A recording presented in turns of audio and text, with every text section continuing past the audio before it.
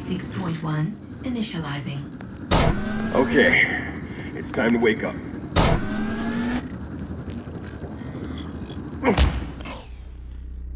In the world of Syndicate, the idea of government has been made obsolete in the face of the immense power held by only a few major corporations, known as syndicates. One such conglomerate is responsible for the DART-6 chip, an implanted device that acts like a supercomputer inside your head.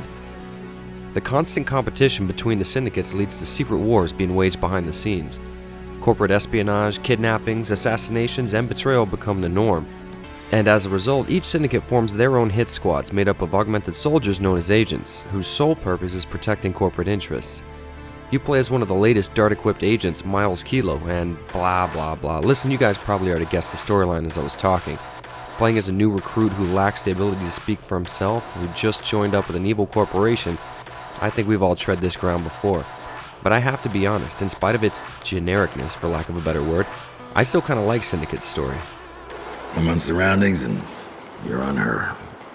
Lucky bastard. Like I may have mentioned once or twice before, I'm a sucker for anything cyberpunk.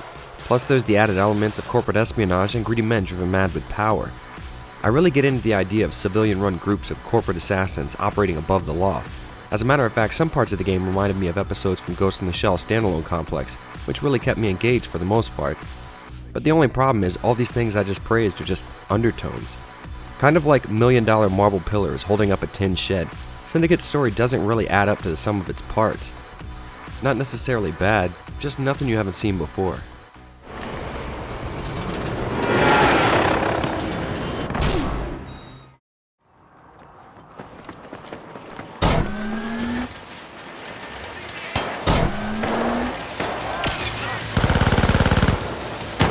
When you're taking an old top-down strategy-based PC game like Syndicate and turning it into a modern action-packed first-person shooter, you're guaranteed to piss more than a couple of people off. But to be completely honest, I'm not like most gamers. The idea of a reboot doesn't automatically send me into a rage. Like I said in my review of DMC, if you handle the source material well, a reboot can do a lot to reinvigorate a series that may have grown a little stale. Look, the idea to bring Syndicate into the first person may not have been the best in the world, but I can see its merit. The real question is, did it pull it off? And to that, I'd have to respond with a resounding, sort of. The game stumbles right out of the gate with shooting mechanics that feel unpolished and just a little bit off. And it probably doesn't help that guns can be wildly inaccurate.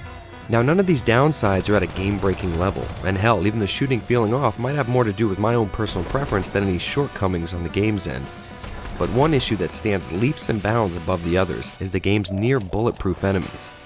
Past the first two levels, you'll find low-level grunts taking almost a full clip to take down, and sometimes upwards of 3 headshots. It's kind of like the developers thought this would make the game more challenging, which I guess it does, but it also makes some sections feel like a chore. Speaking of chores, for some reason every level is sprinkled with doors and vents and wall panels that need to be opened by rapidly hitting the action button. I honestly don't know why moments like this keep showing up in modern games. I mean, who actually likes doing this? Is there a test group out there complaining about the lack of mandatory time-wasting button prompts? And it's not like these are few and far between. Some levels will have more than 4 or 5 areas where this needs to be done. Let me spell this out. This is not fun. For anyone. Like any piece of cyberpunk media worth its weight in silicon, Syndicate features a hacking mechanic. Thanks to his DART chip, Kilo can control and alter the electronics around him, including other chip soldiers. You can also use it to initiate slow motion because, why not?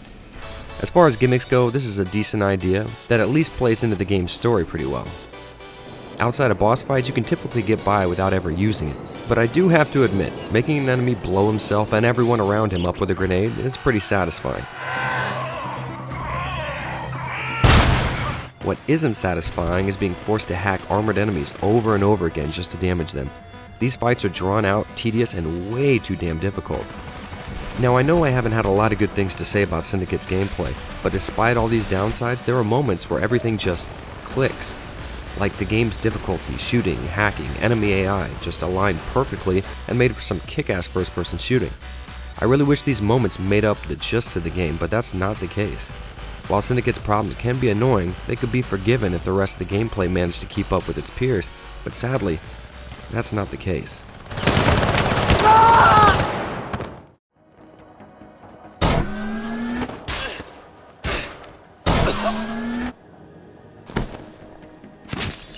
As far as futuristic cyberpunk aesthetics go, Syndicate pretty much hits the nail on the head.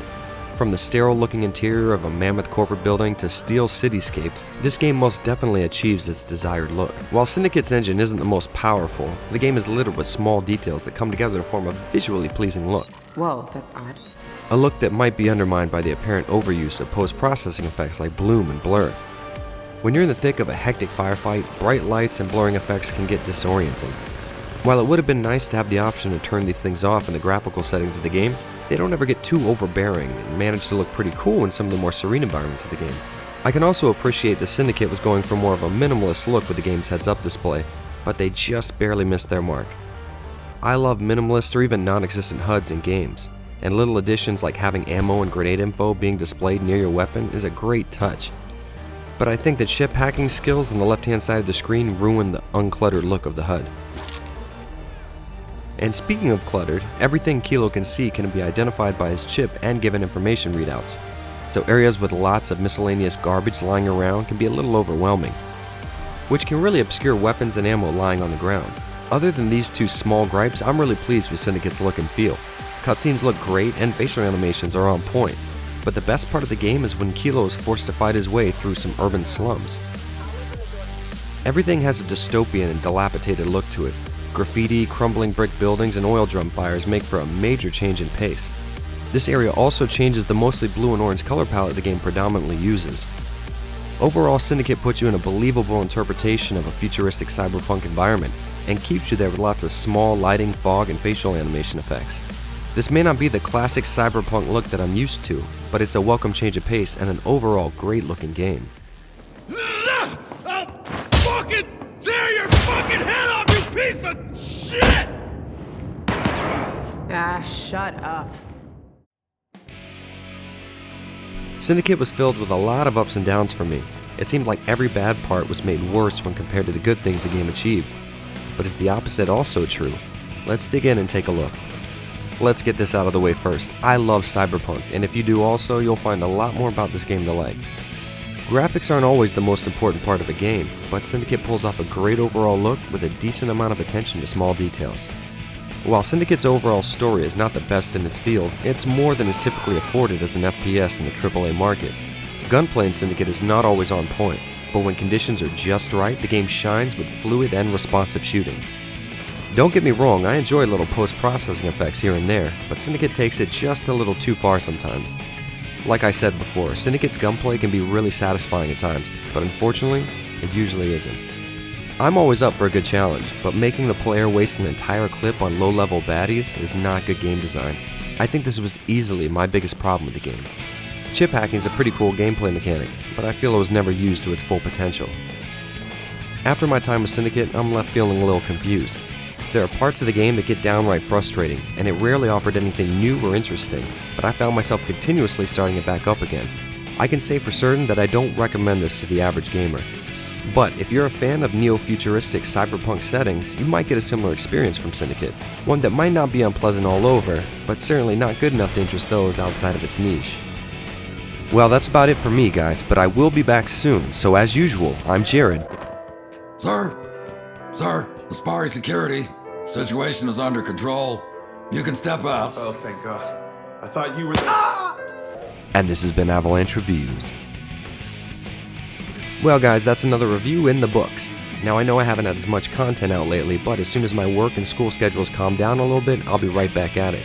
But in the meantime, why not check out some other reviews of cyberpunk themed games right here. I'm also interested to hear what you guys have to say about this genre.